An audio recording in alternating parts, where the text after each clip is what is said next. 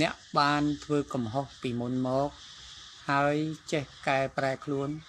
ព្រះពុទ្ធជាម្ចាស់ទ្រង់សរសើរថាល្អជីវិតបានភ្លឺប្រៀបដូចជាព្រះច័ន្ទបានចេញផុតពីពពក